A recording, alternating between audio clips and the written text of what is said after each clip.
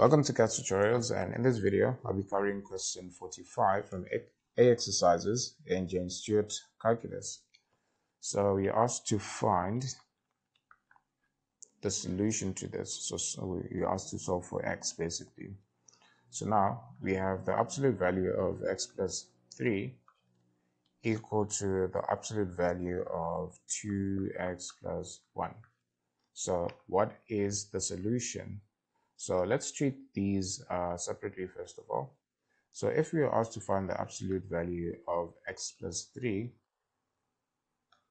using the rules that we know, that the absolute value of a is just a if a is greater or equals 0, and the absolute value is negative a if a is less than 0.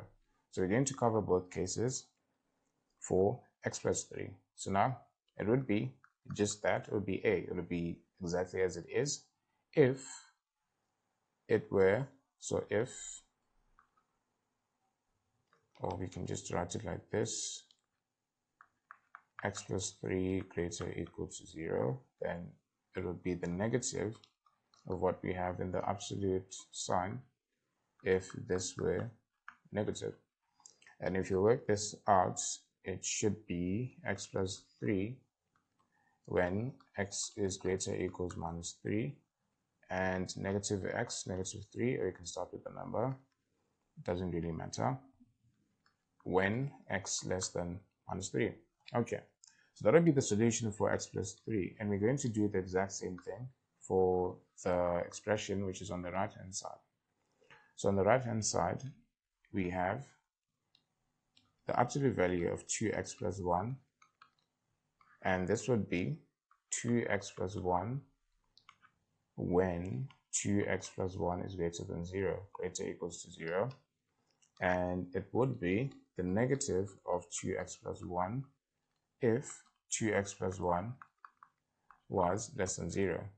And once again, we're going to work this through, and if you do, it would be 2x plus 1, taking the 1 to the other side of the inequality, then you basically have negative 1 divided that by 2 would give you x greater equals negative a half. The same thing applies here.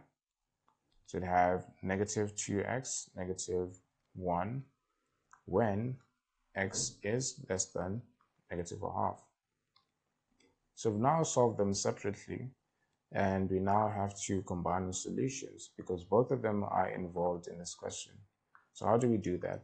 We're basically going to look for the points where these overlap, or the points where the conditions overlap. So these are conditions. Let's try to visualize these. So minus 3 is over here, and minus a half will be somewhere there. And each of these solutions basically say x greater equal to minus 3. So everything on this side, so that's the first one. Then it also says x less than minus 3, which is everything to the left of minus 3. Then the other one says everything which is greater or equal to a half, so that side, and the other one says everything which is to the left, so everything that is less than negative a half. Okay, so now we're going to analyze this, and we're going to look at where these overlap. And if you look at these, they overlap in these regions. So in the region that comes between minus 3 and negative a half, you can see that we have this solution.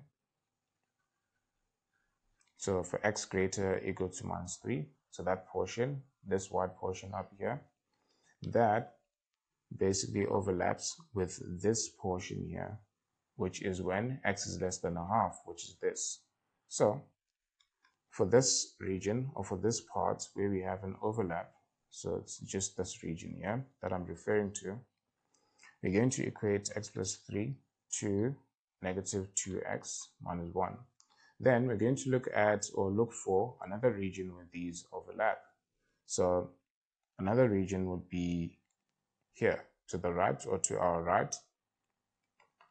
And here we have a case where we are dealing with numbers. We're dealing with this condition here, where x is greater or equal to a half, so that blue portion there. And that also overlaps with this portion here, which is when x is greater or equal to minus 3, if you look at that. And to cater for that part, once again, we're going to look at the condition where x greater or equal to minus 3, which is x plus 3,